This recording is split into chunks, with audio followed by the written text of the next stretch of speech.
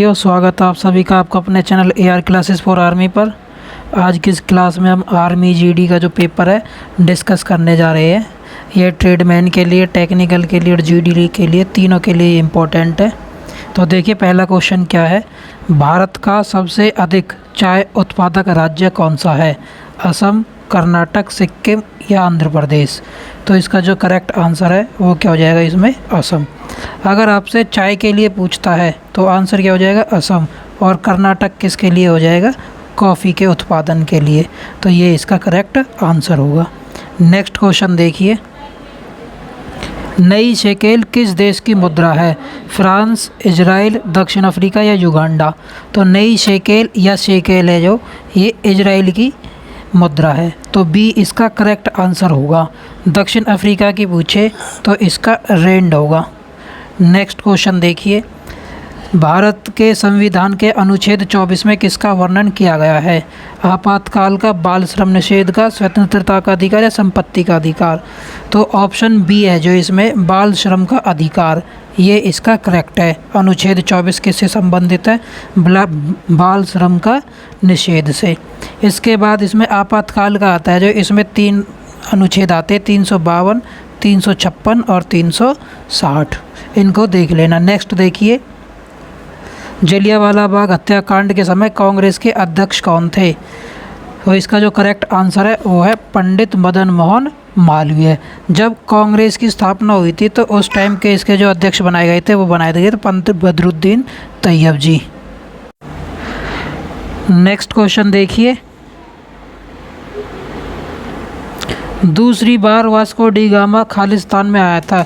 तो पहली बार जब वास्को डी गामा पूछे तो 1498 में आया था और दूसरी बार ये 1502 में आया था। तो ऑप्शन बी इसका करेक्ट आंसर होगा। नेक्स्ट क्वेश्चन देखिए, साद्री पर्वतमाला किस भारतीय राज्य में स्थित है? तो साद्री पर्वतमाला है ये महाराष्ट्र में स्थित है। और नीलगिरी की पहाड़ियाँ पूछे तो तमिलनाडु में। इसका अगर पूछा जाता है नीलगिरी की पहाड़ियाँ तो तब हमारा आंसर क्या हो जाएगा? तमिलनाडु हो जाएगा। पंचमढ़ी का अगर पूछता है या सतपुड़ा की पहाड़ियाँ, पंचमढ़ी या सतपुड़ा की पहाड़ियाँ, तो तब हमारा आंसर होगा मध्य प्रदेश। नेक्स्ट क्वेश्चन देखिए, पाकिस्तान के युद्ध के समय 1965 का जो युद्ध था पाकिस्तान के साथ हुआ था, उस समय भारत के राष्ट्रपति कौन थे? नीलम संजीव रेड्डी, VV गिरी, राधा कृष्णन या डॉक्टर फखरुद्दीन अली? तो इसका जो करेक्ट आंसर है वो है डॉक्टर S राधा कृष्णन। और नीलम संजीव रेड्डी है ये भारत के सबसे युवा राष्ट्रपति थे, युवा राष्ट्रपति, और इन्हें निर्विरोध भी चुना गया था, ये भी ध्यान रखना। नेक्स्ट क्वेश्चन देखिए, इनमें से किस शहर को कॉकपिट ऑफ यूरोप के नाम से जाना जाता है? Belgium, Sydney, Tokyo, Paris? तो इसका जो करेक्ट आंसर है वो है बेल्जियम। बेल्जियम को कॉकपिट ऑफ यूरोप के नाम से जाना जाता है। नेक्स्ट क्वेश्चन देखिए, महात्मा गांधी ने भारत के चंपारण से सबसे पहला सत्याग्रह कब आरंभ किया? तो इसको किया था 1917 में। और 1915 में दक्षिण अफ्रीका से भारत लौटे, दक्षिण अफ्रीका से भारत लौटे थे महात्मा गांधी। और दिन था 9 जनवरी 1915। और उसी 9 जनवरी को हम क्या बनाते हैं? प्रवासी दिवस के रूप में मनाया जाता है। नेक्स्ट क्वेश्चन देखिए, एल्बर्ट बिल का संबंध किससे है? Lord Lithgow, Lord Ripon, Lord Dalhousie या लॉर्ड रेटन? तो लॉर्ड रिपन इसका करेक्ट आंसर होगा। लॉर्ड डलहौजी ने हड़प की नीति को अपनाया था। नेक्स्ट क्वेश्चन देखिए, लेप्चा और भोटिया किस राज्य की प्रमुख जातियां हैं? तो लेप्चा है ये सिक्किम और भोटिया भी सिक्किम की प्रमुख जातियां हैं। मणिपुर का पूछा जाता है आपसे तो इसमें एक इम्पोर्टेंट जनजाति कुकी जनजाति, इसका सबसे ज़्यादा पूछा जाता है। नागालैंड में नागाज आते हैं। नेक्स्ट क्वेश्चन देखिए, पुस्तक आनंद मठ के रचयिता कौन है? बंकिम चंद्र चटर्जी? तो ऑप्शन ए इसका करेक्ट आंसर हो जाएगा। नेक्स्ट क्वेश्चन देखिए, राजीव खेल रत्न पुरस्कार प्राप्त करने वाले प्रथम विजेता खिलाड़ी है? कर्णम मल्लेश्वरी, सचिन तेंदुलकर, विश्वनाथ आनंद या PT ऊषा? तो इसका जो करेक्ट ऑप्शन सी होगा आंसर, विश्वनाथ आनंद। विश्वनाथ आनंद का अगर पूछते हैं किससे संबंध है तो ये शतरंज खेल से संबंधित है। सचिन को किस खेल से संबंधित है? क्रिकेट से संबंधित है। कर्णम मल्लेश्वरी अगर पूछा जाता है तो ये किससे संबंधित है? भारोत्तोलन से संबंधित है, वेट लिफ्टिंग से। पीटी उषा को उड़न परी के नाम से भी जाना जाता है और ये कौन थे? एक धावक, एथलेटिक्स के रूप में इसको जाना जाता है। नेक्स्ट क्वेश्चन देखिए, भारतीय जल सेना के पूर्वी कमांड का मुख्यालय कहाँ स्थित है? विशाखापट्टनम में, तिरुवनंतपुरम में, मुंबई में या कोचीन में? तो ऑप्शन ए इसका करेक्ट आंसर होगा, विशाखापट्टनम में जल सेना, इंडियन नेवी का जो पूर्वी कमांड है इसका मुख्यालय स्थित है। शिवाजी को राजा की उपाधि किस शासक द्वारा प्रदान की गई?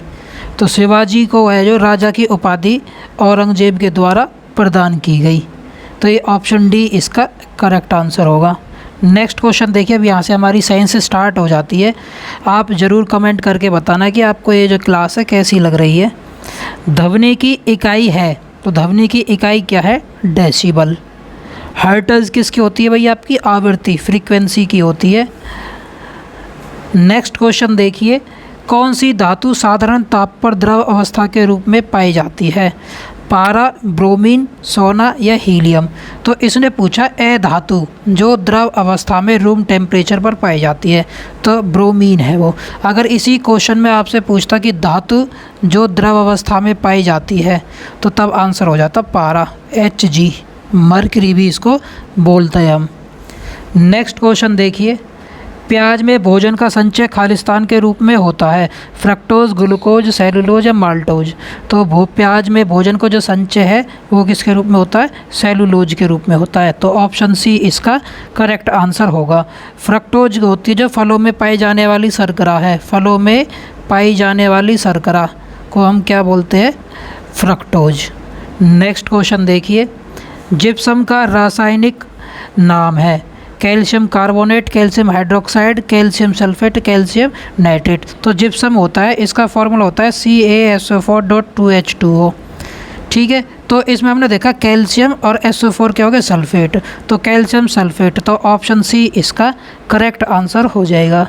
नेक्स्ट क्वेश्चन देखिए, हीमोग्लोबिन और क्रोमेटिन के निर्माण के लिए आवश्यक खनिज लवण कौन सा है? तो हीमोग्लोबिन और क्रोमेटिक के लिए, इनको बनाने के लिए हमें किसकी आवश्यकता होती है? लोहे की होती है। और लोहा सबसे ज़्यादा किस में मिलता है? हरी पत्तेदार जो सब्जियां होती है, जैसे कि फॉर एग्जांपल पालक। नेक्स्ट क्वेश्चन देखिए, E = mc² समीकरण को किसने दिया?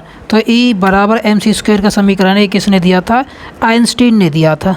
ठीक है, ग्रहों की गति का जो नियम है वो कोपरनिकस के द्वारा दिया गया। जड़त्व के नियम का प्रतिपादन, जड़त्व के नियम का प्रतिपादन किसके द्वारा किया गया? गैलीलियो द्वारा किया गया। और बल की खोज किसने करी थी? न्यूटन ने। नेक्स्ट क्वेश्चन देखिए, विद्युत अपघटन में ऑक्सीकरण होता है, तो जो ऑक्सीडेशन है वो कहाँ पर होता है? विद्युत अपघटन, इलेक्ट्रोलाइसिस के दौरान। तो वो एनोड पे होता है, कैथोड पे होता है, दोनों पर होता है, इनमें से कोई नहीं। तो ऑप्शन ए इसका करेक्ट आंसर होगा। किस पे होगा भाई? एनोड पर। नेक्स्ट क्वेश्चन देखिए, आतिशबाजी के दौरान लाल चटक रंग किसके कारण होता है? तो जो लाल चटक रंग होता है वो किसके कारण होता है? स्ट्रोंशियम के कारण होता है। पोलियो रोग निम्न में से किस जीव के कारण होता है? तो जो पोलियो है वो एक क्या है? वायरस है। ठीक है, तो H1N1 ये भी एक वायरस है, H5N1 ये भी एक वायरस है। ठीक है, एक जुकाम है आपका, ये भी वायरस है, एड्स ये भी वायरस है। तो इस तरीके से जो ये रोग है मुख्य इम्पोर्टेंट ये सारे किसके द्वारा होते हैं? वायरस द्वारा होते हैं। नेक्स्ट देखिए, कौन सा पक्षी भोजन चुराने के लिए दूसरों की आवाज़ निकालता है? तो इसमें जो करेक्ट आंसर है वो है ड्रोंगो। ड्रोंगो एक ऐसा पक्षी है जो भोजन चुराने के लिए दूसरों की आवाज़ निकालता है। नेक्स्ट देखिए, दो पिंडों के तापमान में 30 डिग्री का टेम्परेचर का अंतर है, तो कह रहा है उनका फ़ारेनहाइट में मान बताओ। तो इसके लिए एक बहुत इंपॉर्टेंट समीकरण होती है, C/5 = F-32/9। तो हमें C का मतलब क्या है? यहाँ पे टेम्परेचर दे दो, सेंटीग्रेड में दे रखा है, तो ये कितना हो जाएगा? 30/5 = F-32/9। 5 × 30 आर पार गुना करते हैं इनकी, तो 9 × 54 = F-32। तो यहाँ से जो F की वैल्यू है वो क्या हो जाएगी? 54। ये घटा के 32 से इधर जाके जमा के हो जाएंगे, तो ये जमा के कर देंगे, तो यहाँ से फ़ारेनहाइट में कितनी वैल्यू आ गई? 86 आ गई। तो ऑप्शन ए इसका करेक्ट आंसर हो गया। देखिए हम नेक्स्ट क्वेश्चन, कंजक्टिवाइटिस मुख्य रूप से किससे संबंधित है? आँख से, घुटना से, पेट से या दिल से? तो कंजक्टिवाइटिस जो रोग है ये किससे संबंधित है? आँखों से संबंधित है। एक इसमें एस्टिग्मेटिज्म भी पूछा जाता है, एस्टिग्मेटिज्म ये भी आँखों से ही संबंधित है। मायोपिया, प्रिस्बायोपिया और हाइपरमेट्रोपिया ये भी सारे किससे संबंधित है? आँखों के रोगों से संबंधित है। नेक्स्ट देखिए, इनमें से कौन सा तिलहन के अंतर्गत नहीं आता है? ये 2017 और 2018 के IROGD का पेपर हुआ, उसमें भी सेम क्वेश्चन आया हुआ है। तो तिलहन के अंतर्गत नहीं आता है। तिलहन का मतलब जिनका हम तेल नहीं निकाल सकते, तिलहन होता है जिनका हम तेल निकाल सकते हैं, लेकिन पूछा नहीं आ सकता है। सोयाबीन का भी हम निकाल सकते हैं, मूंगफली का भी तिल का, लेकिन जो जेई है इसका हम तेल नहीं निकाल सकते, तो ये तिलहन के अंतर्गत नहीं आता है। तो ऑप्शन डी इसका करेक्ट आंसर होगा। नेक्स्ट देखिए, आर्सेनिक का सिंबल बताना क्या है? तो आर्सेनिक का जो सिंबल होता है वो AS होता है। ऑप्शन बी इसका करेक्ट हो जाएगा। एक अश्व शक्ति लगभग किसके बराबर होती है? तो एक अश्व शक्ति है जो हमारी कितने के बराबर होती है भाई? 746 वाट के। अब इसमें 746 वाट तो हमें ऑप्शन दे नहीं रखा है, तो 746 के नज़दीक कौन सा है? इसमें बी ऑप्शन दे रखा है 750। तो 750 वाट इसका करेक्ट आंसर होगा। अब यहाँ से देखिए हमारा ऑप्शन सेक्शन सी चल गया है मैथ। तो मैथ में देखिए पहला क्वेश्चन दे रखा है वह छोटी से छोटी, छोटी से छोटी का मतलब हमें क्या निकालना है? एलसीएम। किस किस का? जो 4, 5, 8, 10, 12 से पूर्णतः विभाजित हो जाए। तो अब ले लो 4, 5, 8, 10 और 12, इनका हम एलसीएम निकाल लेते। 2 से 2 दूनी 4, ये 5 एज इट इज़, 2 चौक 8, 2 पंजे 10, 2 छिक्के 12। फिर 2 से काट लेते एक बार, 2 एकम 2, ये 5 का 5, 2 दूनी 4, फिर 5 और 2 तिया 6। फिर हम इसको 5 से काट लेते, 1, 1, 2, 1 और 3, इनकी गुना कर लो। 2 दूनी 4 पंजे 20, 20 दूनी 40, 40 तिया 120। तो क्या आ गई वो संख्या? 120। तो ऑप्शन सी इसका करेक्ट आंसर हो जाएगा। नेक्स्ट देखिए, यदि A की 3 जमा B की 3 बराबर 217 है और A जमा B 7 है, तो A B का हमें मान बताना है। अब मैंने थोड़ा ध्यान से देखा यार, ये हमें 217 दे रखा है, तो 217 और ये कैसे दे रखे हैं? घन दे रखे हैं। शक्ति 3 का मतलब क्या है? घन। तो 217 के आसपास घन देखो किसका होता है। तो मैंने जैसे ही देखा भाई 6 का घन मेरे पास कितना होता है? 216। तो ये मैं क्या मान लेता हूँ? A मान लेता हूँ। A की जगह पे मैंने मान लिया कितना? 6। तो B में यहाँ पर 217 बनाने के लिए कितना जोड़ना पड़ेगा? 216 में 1 जोड़ना पड़ेगा। इसका मतलब 1 का घन भी कितना होता है? 1 ही। तो यहाँ से मैंने कंपेयर करा, B की वैल्यू 1 हो जाएगी और A की वैल्यू 6 हो जाएगी। अब इसमें भी वेरीफाई करके देखो, जो ये A जमा B दे रखा है, अगर मैं इसमें 6 जमा 1 करता हूँ भाई, ये A का मान और ये B का मान है, तो मुझे 7 मिलता है। तो A जमा B भी 7 क्वेश्चन में दे रखा है, ये दे रखा है। तो इसका मतलब A B का मान हमें निकालना है। तो 6 गुना 1 तो कितना आ जाएगा? 6 आ जाएगा। ऑप्शन सी इसका करेक्ट आंसर हो जाएगा। नेक्स्ट क्वेश्चन देखिए, एक कक्षा में विद्यार्थियों ने 2809 रुपये का दान दिया। यदि प्रत्येक विद्यार्थी ने उतना ही दान दिया जितने के कक्षा में विद्यार्थियों की संख्या, मतलब विद्यार्थियों की संख्या और जितने रुपए उन्होंने दिए दान में वो बराबर है। जब भी आपको इस तरीके की कंडीशन दिखे तो इसका मतलब हमें उस क्वेश्चन में क्या निकालना होता है? वर्गमूल निकालना होता है। और इस टाइप की स्टेटमेंट आप लोगों को घुमा देती है। ध्यान रखना, जब भी आ जाता है कि किसी बाग में पेड़ों की संख्या उतनी जितनी उनके पंक्तियों की संख्या है, या कोई कमांडर है अपने रेजिमेंट में उतनी ही लाइनें बनाना चाहता जितने की एक लाइन में सैनिक हो, तो सैनिकों की संख्या बताओ, इस तरीके से। तो ध्यान रखना, उन टाइप के क्वेश्चन में हमें वर्ग या वर्गमूल निकालना होता है। तो 2809 का वर्ग निकाल दो। अब मैंने प्लेलिस्ट बना रखी है how to fast calculator, how to fast calculation. तो वहाँ पर आप वर्ग और वर्गमूल की देखने की ट्रिक देख सकते हो। तो इसमें इसका जो सीधा आंसर आ जाएगा वो कितना हो जाएगा? 53। इस टाइप के क्वेश्चन की मैंने सीधी ट्रिक दे बता रखी। जब भी 50 के नज़दीक हो भाई, 53 का हम वर्ग निकालते हैं, तो 50 के जितने भी ज़्यादा या कम हो तो उसका हम वर्ग कर लेते हैं। 50 से 3 ज़्यादा है तो 3 का वर्ग क्या हो जाएगा? 2 अंकों में 0 9। और 50 जब हम बेस मानते हैं तो 25 में ऐड करते हैं जितना एक्स्ट्रा हो या कम हो। अब ये 50 3 ज़्यादा है तो 25 में हम 3 ऐड कर देंगे, तो 2809। तो 2809 हमें क्वेश्चन में दिया था। तो ये 53 का वर्ग हम इस तरीके से ट्रिक से निकाल लेंगे। देखिए नेक्स्ट क्वेश्चन, 72 गुना 73 गुना 78 गुना 76, इसको हमें 35 से भाग देना है। तो शेष बताना, रिमाइंडर कितना बचेगा। अब देखो 72 गुना 73 गुना 78 गुना 76, इसको हमें भाग देना 35 से। 35 दूनी 70, तो यहाँ से कितना शेष बच गया भाई मेरे पास 2 बच गया। 35 दूनी 70, तो यहाँ से कितना शेष बच गया 3। 35 दूनी 70, 78 में यहाँ पे बच जाएंगे 8। 35 दूनी 70, तो 76 में से यहाँ पे बच जाएंगे 6। इनके हम फिर फर्दर दोबारा से गुना करेंगे। 3 दूनी 6, 6 चंग 36, 36 अट्ठे, ये हमारे पास आ जाएगा 288। इसको हमें फिर 35 से भाग देना है, तो ये यहाँ पर हमारा कट जाएगा भाई ये 8 बार पर। 8 पंजे 40 और 8 ते 24 और 4 28, तो कितना मिल जाएगा 280। लेकिन हमारे पास है कितना 288। तो जब 280 बारें पूरा कट जाएगा 8 से, तो यहाँ से शेष कितना बच जाएगा 8 बच जाएगा। ऑप्शन सी ये रहा इसमें। भाई हम जब 288 को 35 से भाग देते हैं तो ये 8 बार चला गया 240, तो यहाँ से शेष कितना बच गया यहाँ पर 8, तो ये 8 ही है। क्वेश्चन में पूछा था भाई शेष कितना होगा ये। नेक्स्ट देखिए, कोई लड़का अपनी चाल में मूल चाल के 9/5 गुना वृद्धि करता है। मतलब ये इसकी सामान्य चाल है और ये वृद्धि के बाद की चाल है, ठीक है। ये वृद्धि के बाद की, ये क्या कह रहा है 9/5 गुना वृद्धि करता है।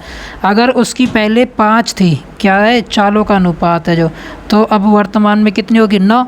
जब चाल का दे रखा है तो समय का क्या इनका अनुपात उल्टा हो जाता है, क्योंकि अगर हम स्पीड बढ़ाते हैं तो जो टाइम है वो हमें कम लगेगा। अगर हमने टाइम बढ़ा दिया तो जो स्पीड है वो क्या हो जाएगी कम हो जाएगी। तो ये एक दूसरे के व्युत्क्रम होते हैं। तो यहाँ पर समय हो जाएगा कितना 9 और ये हो जाएगा 5। अब क्या कह रहा है आपसे कि स्कूल में जब वो जाता है तो उसे 40 मिनट पहले पहुंच जाता, मतलब जहां उसे 9 मिनट लगने थे। समय का अनुपात देखना हमें, क्योंकि मिनट किसका होता है समय का, तो 9 मिनट की जगह पर अब उसे क्या है 5 मिनट लग रहे हैं। तो इसका मतलब यहाँ के हिसाब से वो 4 मिनट पहले पहुँचना चाहिए था।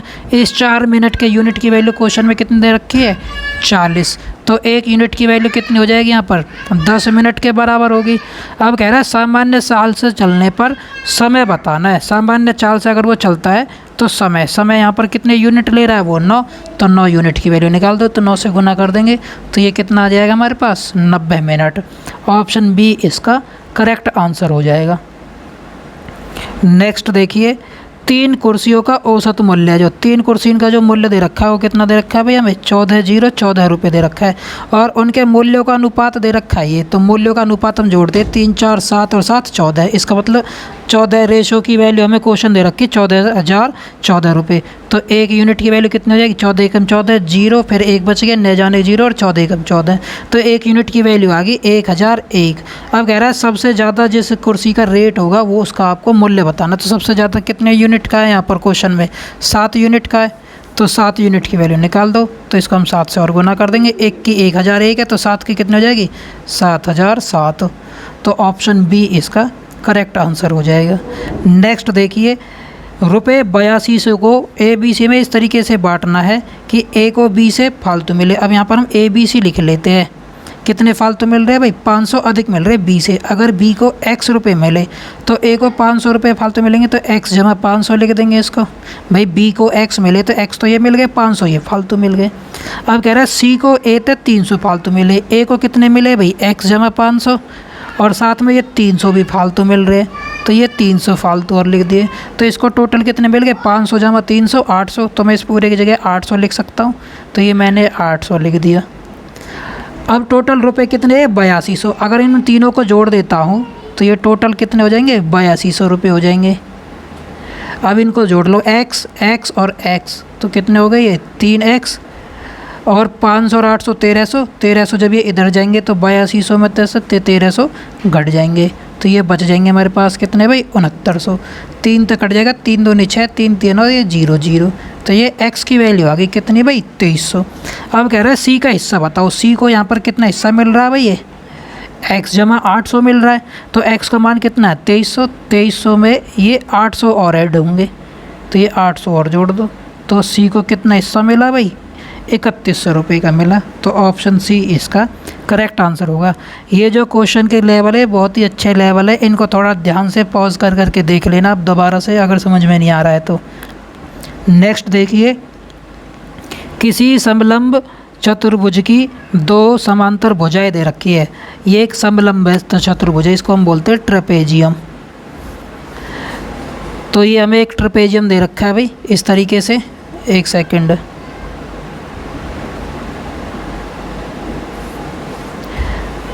इनकी जो भुजाएं समांतर एक 17 दे रखी है हमें और एक 15 सेंटीमीटर दे रखी है। यदि उनके बीच में जो ये ऊंचाई है, ये ऊंचाई हमें दे रखी है कितनी, 6 सेंटीमीटर। तो कह रहा है इसका क्षेत्रफल निकालो, और क्षेत्रफल किस में निकालना, वर्ग मीटर में। लेकिन जो भुजा के साइज़ दे रखे हैं सारे वो सेंटीमीटर, सेंटीमीटर और सेंटीमीटर में है। तो इस सेंटीमीटर को मीटर में कन्वर्ट कर लेंगे बाद में नीचे 4 जीरो लगा के, क्योंकि 1 मीटर में कितने होते हैं, 100 सेंटीमीटर लंबाई का आ जाएगा, एक बार चौड़ाई का आ जाएगा। तो नीचे टोटल कितनी जीरो लग जाएंगे, टोटल 4 जीरो लग जाएंगे। तो देखो अब, तो इसका जो क्षेत्रफल का सूत्र होता है वो होता है 1/2, ये ए भुजा है इसकी, ये बी है और ये इसकी ऊंचाई है। तो समांतर भुजाओं का योग कर देते हैं और गुना में एच, ये एरिया क्षेत्रफल का सूत्र होता है ट्रेपेजियम का। तो 1/2 समांतर भुजाओं का योग कितना है भाई, 15 ये रहा और 17 ये रहा, तो कितना आ जाएगा 32 और गुना में एच, एच कितना है 6 सेंटीमीटर, 2 तिया 6, 32 तिया 96, ये आएगा 96 वर्ग सेंटीमीटर। लेकिन हमें तो आंसर वर्ग मीटर में निकालना था। क्वेश्चन को यही ध्यान से देखना, वर्ग मीटर में पूछा तो नीचे 4 जीरो आ जाएंगे। ये मैंने आपको यहाँ समझा रखा है, ये रहा कैसे। तो 2 और 2 4 जीरो, तो 4 अंक छोड़ के पॉइंट लगा देंगे, 1 2 3 4, यहाँ पर पॉइंट लग जाएगा। तो कितना आ जाएगा 0.0096, ये रहा ऑप्शन डी। तो डी इसका करेक्ट आंसर होगा।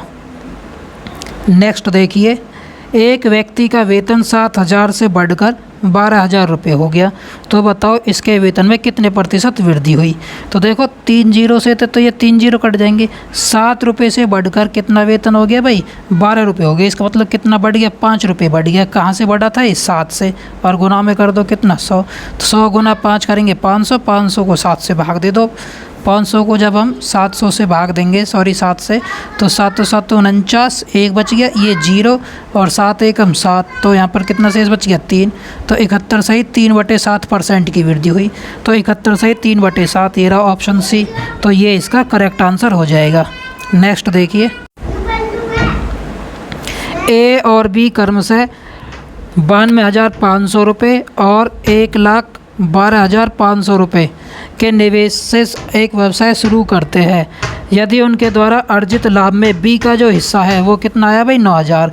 तो पहले ये देख लो, ए है और ये बी है, इन्होंने कितने कितने रुपए लगाए भाई, 92,500, और इधर इसका 11 25 00। तो 00 से तो 00 कट जाएंगे, 5 से काट लो, 5 8 5 और 5 से कट जाएगा भाई ये 5 दूनी 10, एक बच गया, 5 दूनी 10, 5 पूरे 25, 5 से एक बार और काट लो, 5 चौक 20, 5 पूरे 25, 5 से 15 और 5 सत्ते 35। तो यहाँ पे हमने देखा ए के हिस्सा में आया भाई 47 हिस्सा और बी के में आया 45। अब कह रहा है यहाँ पर जो ये लाभ के अनुपात आ गए इनके। अब कह रहा है बी का हिस्सा है जो वो 9,000 रुपये, हमने देखा बी को तो यार 45 मिल रहा है, तो इसका मतलब इस 45 की वैल्यू क्वेश्चन में कितनी दे रखी है, 9,000। तो एक रेशो की वैल्यू कितनी हो जाएगी, 9,000 बटे में 45 लिख देंगे, 45 दूनी 90, ये 2 जीरो बच गई, 2 जीरो। तो एक रेशो की जो वैल्यू है वो कितनी आ गई, 200 आ गई। अब आपसे पूछ रहा है ए का हिस्सा बताओ, ए को यहाँ पर कितना मिल रहा है, 37।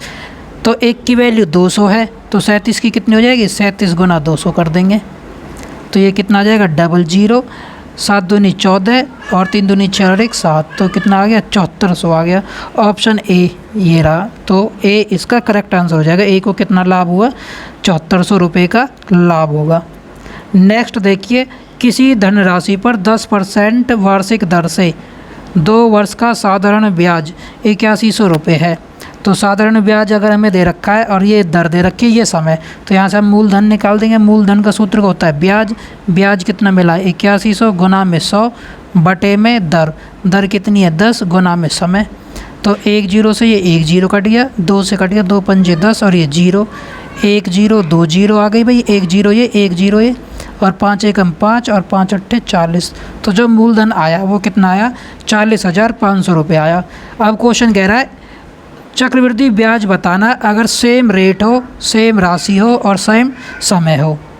तो टाइम कितना 10% दर रहेगी और समय 2 साल ही रहेगा, तो हमें चक्रवृद्धि ब्याज निकालना है। चक्रवृद्धि ब्याज की भाई मैंने आपको ट्रिक बताई रखी है, जो भी मूलधन होता है सीधा मूलधन उठाओ 40,500 और इसका जितना हमें दर दे रखा है इसका परसेंट निकाल तो 10% हम निकाल देंगे। 2 जीरो 2 जीरो, तो ये कितना आ गया 40-50, ये तो आ गया पहली साल का। दूसरी साल का इस 40-50 का फिर 10% निकाल दो, तो ये 2 जीरो से ये जीरो कट जाएंगे, तो ये कितना आ गया 405 आ गया। अब मैंने क्या बताया, जब भी 2 साल होता है तो पहले वाले को 2 से गुना कर दो, लास्ट वाले में ऐड कर दो, तो ये कितना हो जाएगा इसमें 0 0 1 8 8100 और 405, ये इन दोनों को जोड़ दो 5058, तो कितना बन गया चक्रवृद्धि ब्याज 8505 रुपये। ऑप्शन डी इसका करेक्ट आंसर हो जाएगा। देखिए अब नेक्स्ट क्वेश्चन, पी और क्यू एक काम को 12 दिन में करते हैं। पी और क्यू दोनों मिलके किसी काम को कितने दिन में कर रहे हैं भाई 12 में, और पी अकेला उस काम को कितने दिन में कर रहे हैं 18। तो यहाँ से इनकी क्षमता का अनुपात निकाल लेते, तो यहाँ से तो आ गया एलसीएम 36, ये आ गया 3 और ये आ गया 2। अब देखो यहाँ पर P की अगर 2 क्षमता है और दोनों मिलकर P में यहाँ पर 2 क्षमता है, तो Q की कितनी हो जाएगी, अगर टोटल 3 है तो यहाँ पर Q की 1 क्षमता हो जाएगी। अब क्या कह रहे हैं यहाँ पर, Q उसी काम के 2/3 भाग को कितने दिन में करेगा। अब काम कितना हमारे पास टोटल 36 का कितना है 2/3 का 2/3 कौन कर रहा है इसको Q, और Q की क्षमता कितनी है भाई यहाँ पर हमने निकाली थी अभी 1, तो ये 1 3 से कट गया, ये 12 बार पर 12 दूनी 24, तो Q उस काम को कितने दिन में कर देगा 24 दिन में कर देगा। ये रहा ऑप्शन डी, तो ऑप्शन डी इसका सही आंसर होगा। नेक्स्ट देखिए सरलीकरण का क्वेश्चन है, इसमें हम बोर्ड मास का यूज़ करेंगे। किसका यूज़ करेंगे भाई हम, बोर्ड मास का। तो सबसे पहले हम ब्रैकेट, फिर का, फिर डिवाइड, फिर मल्टीप्लाई, फिर प्लस और फिर सब्ट्रैक्शन लास्ट में। तो का देखो सबसे पहले इनके बीच में यूज हो रहा है, तो इन दोनों को हम सॉल्व करते हैं। 2 का 4 कितना हो गया 8, और 2 का 4 भी कितना हो गया यहाँ पर 8। तो ये रकम है जो मॉडिफाई होके ये बन जाएगी हमारे पास 4 जमा ब्रैकेट के अंदर 8 भाग में 4 और जमा के 4 भाग में 8। अब देखो 4 को 8 से भाग देते हैं तो 4/8 लिखा जाएगा। इसका मतलब यहाँ से इसका आंसर आ जाएगा कितना 1/2, जमा में 4 से 8 कट जाएगा 2 बार पर, तो ये आ गया यहाँ से 2, और बाहर जमा में कितना दे रखा है 4 दे रखा है। तो इनका हम पूरे का क्या ले लेते हैं एलसीएम ले लेते हैं, तो यहाँ से आ गया 2 2 चौक 8, 2 दूनी 4 और ये 1, 8 4 12 और 1 13/2। इसका मतलब जो ये करली ब्रैकेट की जो यहाँ से लेके यहाँ तक की जो वैल्यू है ये सारी कितनी आ गई 13/2 आ गई। ठीक है, तो ये मैं यहाँ पर लिख लेता हूँ अलग से 13/2। अब बाहर देखो यहाँ पर माइनस का निशान है, अब ये थोड़ा मैं मिटा देता हूँ। अब यहाँ से देखिए 13/2 तो अंदर ब्रैकेट की वैल्यू आ गई, माइनस में 1 को 2 से भाग करना है तो हम 1/2 लिख सकते हैं, और जमा में 5 है तो एलसीएम आ गया यहाँ पर 2, 5 दूनी 10 जमा 1 और घटा में ये आ गया 13, 10 और 1 11, 11 में से 13 घटा दो तो -2/2, तो यहाँ से आ गया -1। तो इस अंदर वाले यहाँ से लेकर यहाँ तक की जो वैल्यू है वो कितनी आ गई -1 आ गई। तो देखिए अब यहाँ से -1 आ गई है। अब बाहर हमें क्वेश्चन में दे रखा है -7 और भाग में -1, तो माइनस से तो ये माइनस कट जाएगा, 7 को 1 से भाग देंगे तो कितना मिलेगा हमें 7 मिल जाएगा। तो ऑप्शन बी इसका करेक्ट आंसर हो जाएगा। नेक्स्ट देखिए 50 वस्तुओं का विक्रय मूल्य 42 वस्तुओं के क्रय के बराबर। तो इस टाइप के क्वेश्चन में मैंने आपको ट्रिक बता रखी है कि सीधा क्या कर दो, इनका अंतर निकाल दो, बटे में विक्रय मूल्य लिख दो और गुना में 100 कर दो। यहाँ पर या तो प्रॉफिट होगा या लॉस होगा, वो हम आप बाद में देखेंगे क्या होगा। तो देखिए यहाँ पे अंतर कितना आ गया 50 में और 42 में 8 का, तो ये 8 बटे में विक्रय मूल्य कितने वस्तुओं का है 50 वस्तुओं का, तो ये 50 और गुना में 100, 50 दूनी 100, 8 दूनी 16%। अब देखो यहाँ पे तो क्लियरली हमें पता लग गया 16% की हानि हो गई। अब यहाँ पर देखो हानि हुई कैसे, यहाँ पर देखो 50 वस्तुओं को ये बेच रहा है, विक्रय का मतलब क्या है बेच रहा है, और ख़रीद के कितने लेके आया था ये 42 लेके आया था। अब आप बताओ 42 आप कोई पुस्तक लेके आए और उनके बदले में आपको 50 देनी पड़ रही, तो अपने तरफ से 8 और देनी पड़ रही, तो इसका मतलब आप नुकसान में जा रहे हो। तो यहाँ पर क्या हो जाएगा हानि हो जाएगी, क्या हो जाएगी 16% हानि। नेक्स्ट देखिए 2 संख्याओं का HCF 29 है और लघुत्तम समवर्त के अन्य जो 2 गुणनखंड दे रखे हैं वो क्या दे रखे हैं हमें 15 और 13। तो बताओ बड़ी संख्या क्या है। तो कोई भी जो संख्या होती है, सपोज़ करो x, तो उनमें HCF तो रहेगा ही रहेगा, ये पहली संख्या का मल्टीपल, और अनुपात में दूसरी संख्या में भी HCF कॉमन रहेगा ही रहेगा, ठीक है। तो ये भी आ जाएगा। अब इनके संख्याओं के गुणनखंड दे रखे हैं, ये 15 है और ये 13 है दूसरी, तो HCF तो इनके साथ हमेशा गुना में रहेगा ही रहेगा HCF, तो ये गुना में भी 29 और इसके भी गुना में 29। तो कह रहा है बताओ बड़ी संख्या उनमें से कौन सी है। तो देखो 29 तो दोनों में HCF कॉमन है। अब बताओ 15 बड़ा है या 13 बड़ा है। 15 13 29 बड़ा है, तो 15 की 29 की गुना कर लो। यहाँ पर कितना आया है, 15 निम्मा 135 हासिल 13, 15 दूनी 30, 30 और 13 कितने हो गए 43। 15 निम्मा 135 था, सॉरी, तो कितना मिल गया हमें 435 मिल गया। ऑप्शन ए इसका करेक्ट आंसर हो जाएगा। नेक्स्ट देखिए, यहाँ से हमारी अब रीजनिंग स्टार्ट हो गई है। दी गई श्रेणी में लुप्त अंक बताना है। आप देखो यहाँ पर इसका तो हमें पता ही नहीं लगेगा। इसमें मैंने देखा यहाँ पर 9 का अंतर है, इनमें 16 का अंतर है, इनमें 25 का अंतर है और इनमें 36 का अंतर है। यहाँ पर मैंने देखा इसका मतलब ये 3 का वर्ग है, ये 4 का वर्ग है, ये 5 का वर्ग है और ये 6 का वर्ग है। मतलब इनसे पहले जो होगा इन वाली संख्या के बीच में 3 के वर्ग से पहले क्या होगा 2 का वर्ग होगा। 2 का वर्ग मतलब कितना होगा 4, तो 4 घटा दो यहाँ पर, तो कितना मिल गया हमें 58। और 57 58 में देखा हमने 1 का वर्ग भी है, 2 का वर्ग, सीरीज़ बन गई पूरी। तो 58 ऑप्शन ए इसका करेक्ट हो जाएगा। एक पुरुष की ओर इशारा करते हुए महिला ने कहा उसका भाई मेरी माँ की। तो हम भाई को बाद से देखते, पहले यहाँ से देखो मेरी माँ कौन हुई, खुद की माँ। माँ की इकलौती पुत्र कौन हुई, ये लड़की खुद ही हुई। के पति का मतलब हस्बैंड हुआ, का पुत्र का पिता मतलब ये खुद इसका पति हो जाएगा है। तो यहाँ पर उसका भाई बोला मतलब पति का भाई था। यहाँ पर ये कौन था, पति का भाई था। अब क्या कह रहा है, महिला के पति से उस पुरुष का क्या संबंध था, तो ये पति का भाई था, तो भाई ऑप्शन आ जाएगा यहाँ पर। नेक्स्ट देखिए, दी गई श्रृंखला में अगला पद या शब्द ज्ञात करो। तो मैंने आपको बता रखा है जब भी 2 या 2 से ज़्यादा अगर आ जाते हैं ABCD इस फॉर्मेट में, तो हमेशा ध्यान रखना पहले को पहले के साथ कंपेयर करो, दूसरे लेटर को दूसरे के साथ करते चलो, तीसरे लेटर को तीसरे वाले लेटरों के साथ कन्वर्ट करते चलो। अब मैंने यहाँ पे देखा P का नंबर 16 होता है, M का नंबर 13 होता है, I का नंबर 9 होता है और D का नंबर 4 होता है। यहाँ पर देखा मैंने 16 में से 13 गए, ये 3 का गैप है, 13 में से फिर 9 आ गया, तो इसका मतलब 4 का गैप है, और 9 में 4 में कितने का गैप है 5 का, इसका मतलब यहाँ पर कितने का गैप होगा 6 का होगा। भाई ये सीरीज चल गई ना 3 4 5 6, तो यहाँ पर क्या आ जाएगा इसमें X आ जाएगा। ऐसी O को मैंने देखा 15 पे और L कितने पे होता है भाई 12 पे, तो यहाँ पर भी 3 का गैप आ गया।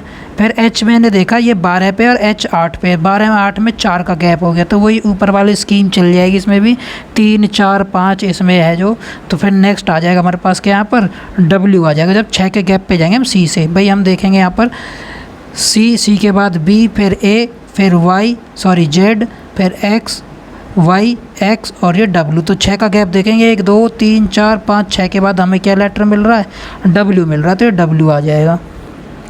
ऐसे ही हमने यहाँ पर देखा U के बाद R, U 21 पे होता है, R 18 पे, तो 3 का गैप, फिर 4 का गैप, फिर ये 5 का गैप। तो I में से 5 के बाद जैसे ही I 9 पे होता है, 9 में से 6 घटाएंगे तो हमें क्या मिलेगा 3, और 3 पे क्या होता है C, तो XWC।